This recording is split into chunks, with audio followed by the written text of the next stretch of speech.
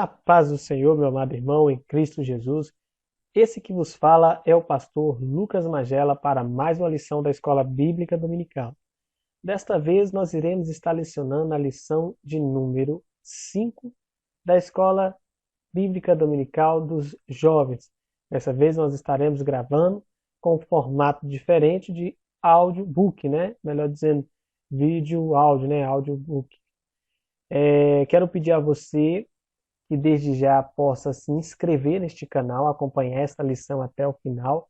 Se você puder compartilhar nas suas redes sociais, nós também ficaremos, né? Eu particularmente ficarei muito grato se você fizer isso, porque com certeza essa videoaula vai ajudar, vai somar com os inúmeros professores de escola bíblica dominical que estão aí prontos a ensinar, prontos a se dedicar. Sabemos que o ensino da palavra do Senhor está cada vez mais buscada, principalmente nessa época de quarentena, né? Essa pandemia que nós estamos vivendo hoje em dia, onde as pessoas estão aí no isolamento social. Então, nunca se fez tão importante o estudo, a busca da palavra de Deus, como nessa época, né? Então, vamos aí para a nossa lição de número 5, confirmando o concerto, né? Tempos de conquista, fé e obediência no livro de Josué. Esta lição se dará no dia 3/5 de 2020, né? Ela tem 3 objetivos. O primeiro é explicar o significado da circuncisão para os hebreus, depois é expor os episódios fundamentais, os acontecidos no arraial, e depois mostrar como surgiu a Páscoa e qual foi o seu simbolismo, né? Vamos aí, nosso texto do dia está em Atos 7,39, que diz: a qual nossos pais não quiseram obedecer, antes o rejeitaram e, em seu coração, se tornaram ao Egito. Né? A síntese dessa nossa maravilhosa lição diz o seguinte: Deus firmou um concerto conosco mediante a nossa fé em seu Filho Jesus Cristo. Nós sabemos, né, que a única razão, o único motivo que nos traz a paz, que nos traz a misericórdia de Deus, foi somente através da união do Filho conosco, né? Do sacrifício de Jesus Cristo na cruz do Calvário, fez com que nós, meros seres humanos, tivéssemos a oportunidade de alcançarmos o perdão e a misericórdia de Deus nos tempos que nós estamos aqui vivendo, né? O nosso texto bíblico está em Josué capítulo 5, verso 2 ao verso 12, que diz: naquele tempo, para que nós possamos ganhar tempo nessa lição, eu quero estar pedindo para que você faça essa leitura, né? Josué 5, do verso 2 ao verso 12. Nós iremos ler aqui o verso, para nós ganhar um pouquinho de tempo, o verso 9, que diz: disse mais o Senhor a Josué: hoje resolvi de sobre vós o opróbrio do Egito, pelo que o nome daquele lugar se chamou Gilgal até o dia de hoje, né? Então, como já está sendo falado, essa é a nossa lição de número 5, que vai, com certeza, nos abençoar ricamente nesta maravilhosa lição. Vamos ir para a nossa introdução? A nossa introdução diz o seguinte: Deus chamou o patriarca Abraão e fez com ele uma aliança para cumprir a sua parte como forma de aceitação do concerto. Então, Deus, quando chama o patriarca Abraão, ele faz com ele uma aliança. Essa aliança, nós podemos identificar ela lá em Gênesis, nós podemos identificar essa aliança. Abraão deveria comprometer-se com a prática da circuncisão em todos os homens de sua casa. Isso para identificar, né, irmãos, o povo separado de Deus, isso para identificar a aliança que Deus estava ali fazendo com Abrão, né? Ele aceitou o desafio e muito tempo depois, às vésperas do Egito, o Senhor estabeleceu a festa da Páscoa, a qual foi celebrada 2 vezes na saída do Egito. Nós sabemos que a saída do Egito foi um dos maiores marcos da história, né? Nós sabemos que a saída do Egito foi de suma importância e foi tão importante que nós encontramos milhares de anos depois o seu registro nas Escrituras, para mostrar que o povo do Deus vivo também padeceu, também sofreu, mostrando para mim e para você que não é porque nós somos o povo de Deus que nós não sofremos, não é porque nós somos o povo do Deus vivo que nós não passamos por aflições. Sim, as aflições, elas existem, as aflições, elas fazem parte do nosso dia a dia, mas isso não nos separa do amor de Deus, isso não nos separa da misericórdia de Deus. Deus, em todo o tempo, ele mostra a sua graça, a sua bondade para conosco. Continuando aí, ó, o Senhor estava ensinando seu povo sobre a obediência, a devoção. O Todo-Poderoso lhes dava mantimento, conforto, proteção, porém requeria deles, como requer da igreja, uma atitude de fé. Mas ao contrário, eles rebelaram, né? Em face disso, Deus tirou-lhes o privilégio da celebração da Páscoa e admitiu a não circuncisão do restante do povo, até o dia em que puseram os pés em Canaã. Então, irmãos, uma coisa muito importante que nós precisamos identificar logo aqui é que o Todo-Poderoso, né, o nosso Deus, ele faz aliança, assim como ele fez com o povo do povo hebreu, né, o povo do Senhor, o povo que estava no Egito, ele faz essa aliança conosco. Ele nos alimenta, ele nos abençoa, né? Mas tudo isso deve nos levar e nos motivar a trabalhar com a nossa fé, né? Tudo isso deve nos apontar uma só direção: misericórdia de Deus e graça de Deus. É o favor de Deus para conosco. Ó, nesse instante, Deus determinou uma nova circuncisão e a comemoração da Páscoa. Ou seja, neste momento da história, Deus começa novamente a escrevê-la, né? É nesse exato momento que Deus determina uma nova circuncisão, e para comemorar isso veio a Páscoa. Uma nova etapa da vida deles estava chegando, e por isso precisavam manter a intimidade com Deus, confirmando a parte deles na aliança. Vamos ir para o primeiro tópico aí: circuncisão, o pacto de Deus com os hebreus. Logo aqui é importante nós notarmos que a circuncisão é o pacto, ou seja, é uma aliança que Deus faz entre um Deus vivo com meros humanos, com o povo hebreu. Deus tinha obrigação? Não.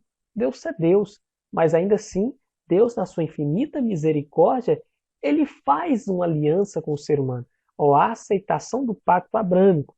A circuncisão é a retirada do prepúcio do órgão sexual masculino. Entretanto, muito mais do que uma conduta de saúde pública, a circuncisão aqui estudada era praticada em forma de ritual pelos hebreus, ou seja, isso fazia parte da cultura dos hebreus, isso fazia parte da história dos hebreus, isso era uma coisa rotineira entre os hebreus, e trazia em seu conteúdo não a concretização de uma aliança, mas a resposta humana ao concerto firmado pelo Senhor com o patriarca Abraão. Era, portanto, um ato de obediência e fé. Ou seja, por que vocês estão fazendo isso? Não, porque isso é um ato de obediência e um ato de fé, que deixava uma marca na carne capaz de distinguir os israelitas dos demais povos. Quando eles faziam a circuncisão, eles estavam dizendo para o Senhor: Senhor, eu faço parte do teu povo. Senhor, eu faço parte desse povo. Então, olha só, era, portanto, um ato de obediência e fé que deixava uma marca na carne capaz de distinguir israelita dos demais povos. Ou seja, em outras palavras, era uma forma de marcar o povo, do povo compreender. Embora naquele tempo já existisse instrumento de bronze, mas não de ferro, haja vista vivessem no final da Idade de Bronze. Olha só, uma marca de Deus. A circuncisão produzia uma marca de autoridade e comunhão, por demonstrar que Deus aceitava uma alma para adorá-lo. Isso era tão relevante que Moisés e sua esposa tiveram um grave incidente com o Senhor, o qual tensionava matá-lo, pelo fato de seu filho não ser circuncidado. É triste notar que a geração que saiu do Egito, não obstante circuncidada na carne, não tinha coração e os lábios circuncidados, por isso morreram no deserto. Então, olha só, pessoal, interessante isso aqui, que por mais que eles tivessem sido por mais que eles tivessem sido circuncidados, eles não tinham essa verdadeira aliança em seus corações, porque a circuncisão nada mais era do que o pacto que eles faziam com o Senhor. Era um ato de fé, era um ato de coragem, né? Esse era um grande desafio da geração do Exodus e da nossa também. Ser obediente a Deus em tudo, não apenas na aparência, mas no interior, no homem interior. Terceiro subtópico aí diz assim, ó, uma marca que era um requisito para ser guerreiro. A circuncisão era um requisito para se comer a Páscoa, bem como para tornar-se guerreiro. Ele não poderia lutar as guerras do Senhor sem antes ser submetido ao ritual em Gênesis 17:14. Deus disse que os não circuncidados deveriam ser exterminados do povo. A circuncisão para um guerreiro soava como verdadeira proteção que trazia a garantia da aliança abrâmica com Deus. Eis porque Davi, no confronto com Golias, insultou 2 vezes, chamando-o de incircunciso. Quem é que não se lembra daquele episódio quando nós vemos Golias, né, afrontando os exércitos de Israel? Nós vemos Davi cheio do Espírito Santo do Senhor, convicto que Deus estava na vida dele. Ele fala, quem é esse circunciso, né, para desafiar o Deus vivo e o exército do Deus vivo, né? Aquele jovem pastor de ovelhas conhecia muito bem o Deus de Israel e pela ação de uma pedra lançada por ele. Então, irmãos, pense, por que razão Deus permitiu que a geração que entraria em Canaã ficasse um longo período sem circuncidado no deserto? É uma pergunta que foi feita. Ponto importante, Deus não queria somente a circuncisão do prepúcio. É muito importante nós entendermos que a verdadeira circuncisão não estava no ato do prepúcio, né? Não estava no ato, fazia parte, mas o mais importante era a circuncisão do coração. É por isso que eles passaram um longo período caminhando pelo deserto, porque os seus corpos estavam marcados com a circuncisão, mas o seu coração não. A sua mente não soava a Deus, a sua mente não estava transmitindo a mensagem de Deus, né? Vamos aí para o segundo tópico. Um lugar chamado Gigal. Primeiro subtópico, lugar de aliança. Gigal foi o local da renovação da aliança com o Senhor, onde havia um ambiente de comunhão com Deus e a unidade de propósito entre israelitas. O doloroso ato de circuncisão em uma população adulta foi algo difícil, a ponto de terem de ficar retidos no mesmo lugar até sararem. Em Gigal, os israelitas foram restaurados, pois o opróbrio do Egito foi ali retirado. Então, ali em Gigal, irmãos, acabou a marca do Egito. Ali em Gigal, as pessoas foram renovadas, né? Ali houve um concerto, ali houve uma aliança com Deus, ali houve novamente um compromisso com Deus, né? Vamos aí para o segundo tópico aí, ó. Lugar de exaltação. O Senhor disse que estava resolvendo naquele dia o opróbrio do Egito, elevando o povo a um patamar de excelência diante dele.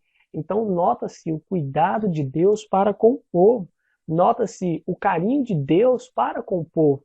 Mas muitas das vezes o povo, em um ato de vergonha, de desrespeito ao Deus vivo, se deixa levar pelos seus pensamentos carnais, se deixam levar pelas suas ações e assim atrapalha os planos de Deus.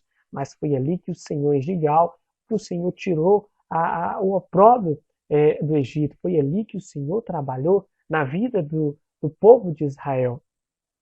A murmuração, a dureza de coração e o pecado fizeram com que milhares morressem no deserto.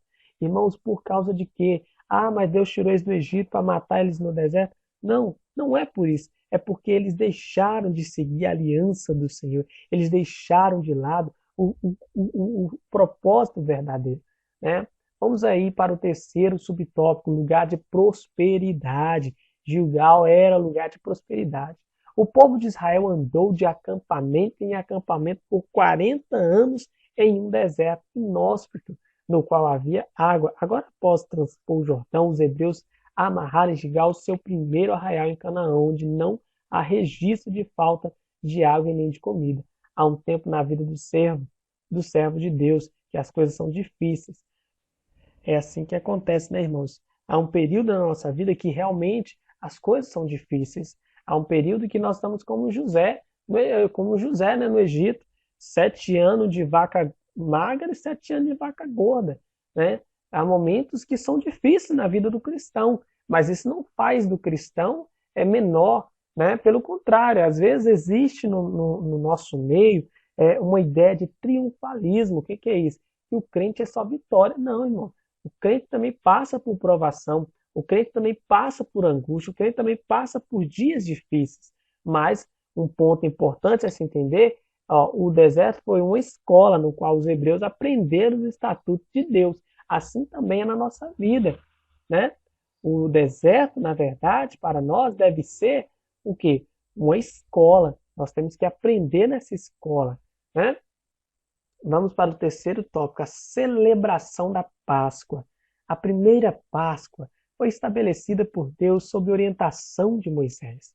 Moisés era o veículo que Deus estava usando para orientar o povo, né? Essa foi a primeira Páscoa. O povo foi orientado para que no dia 10 do mês de Abib, ou Nissan, separasse um cordeiro por família. Essa era a orientação, né? Porque dentro de 4 dias o animal seria sacrificado, assado e comido com pães asmos e ervas amargas. Isso apressadamente. Haja vista que o povo que estaria de saída do Egito. Deus falou ainda que na noite deste 14 do primeiro mês, um anjo sairia a matar todos os primogênitos. Quem é que não se lembra daquele período que o anjo, né, ceifou a vida dos primogênitos, né, ali do Egito? Olha só, pelo que Deus rejeitou aquela geração, nunca mais a Páscoa foi celebrada, até o dia em que nova geração chegou a Canaã.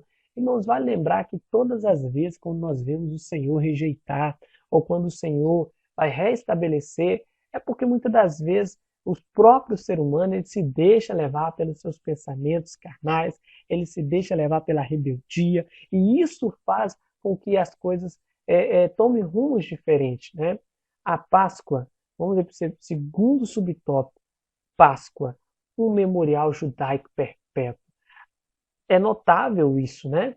A Páscoa foi estabelecida em memória perpétua, mas o Senhor preferiu suportar a ausência dessa celebração tão importante por 39 anos, tanto pela incircuncisão dos Por quê, irmão? Porque quando fala aqui, ó, tanto pela incircuncisão, é porque a circuncisão não estava no coração, a aliança não estava no coração, o pacto não estava no coração, e isso atrapalhou o povo, né? Isso atrapalhou o povo de Deus, né? Foi na saída do Egito. A segunda vez aconteceu no deserto, um ano depois, conforme Neemias, Números 9, 1 e 2, e agora a terceira vez, quando aportavam na terra prometida. A terceira Páscoa, o terceiro subtópico aí diz assim, Páscoa, um símbolo poderoso.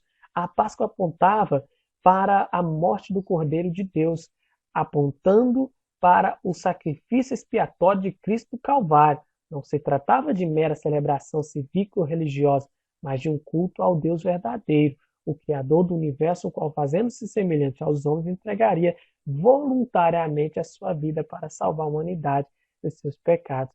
É isso que significava a Páscoa. É isso que ela demonstrava. É isso que ela mostra. Quando a Páscoa foi instituída, o Altíssimo estava anunciando que Jesus, o Cordeiro Imaculado, viria ao mundo e morreria em favor da humanidade. Então, irmãos, quando nós vemos a origem da Páscoa, essa é a ideia de que o Senhor Deus estava providenciando Jesus, o Cordeiro Imaculado, para morrer na cruz do Calvário pelos nossos pecados. Então, vale lembrar a importância de nós aprendermos sobre esta lição, né? A conclusão diz o seguinte: os hebreus precisavam fazer sua parte no concerto com Deus. Infelizmente, contudo, na maior parte do tempo, andaram de maneira desobediente, razão pela qual não puderam celebrar a Páscoa por 39 anos. Então, essa é a verdadeira causa, porque por 39 anos, Israel, o povo, não celebrou a Páscoa por causa da sua desobediência, por causa da sua essência, né? e por causa da sua sensatez, insensatez. Que nós não sejamos assim, irmãos. Que nós possamos nos aliançar com o Senhor, né? Buscarmos a sua presença, gerar esse pacto no nosso coração, porque a verdadeira circuncisão, ela está no coração. Amém? Eu quero pedir para você, se você não é inscrito nesse canal, estamos chegando aí ao final dessa lição. Se você não é inscrito nesse canal, se inscreva nesse canal, nos acompanhe, compartilhe nas redes sociais nossas lições, que eu tenho certeza que vai contribuir para abençoar muitas vidas, em nome de Jesus.